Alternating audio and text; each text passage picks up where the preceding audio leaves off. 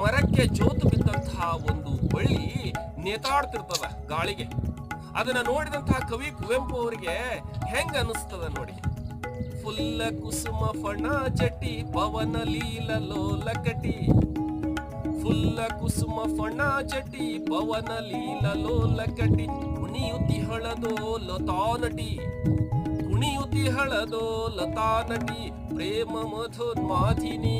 ಅಬ್ಬ, ಭರತನಾಟ್ಯವನ್ನ ಮಾಡುವಂತ ಆ ನಾಟ್ಯ ರಾಣಿಯ ಜಡೆ ಹಿಂಗ ತಿರುಗಿದಾಗ ಹಿಂಗ ಬರ್ತದಲ್ಲ, ಹಂಗ ಅನಿಸ್ತದ ಕವಿಗೆ ಆ ಒಂದು ಬಳ್ಳಿ ನೇತಾಡೋದನ್ನ ನೋಡಿ.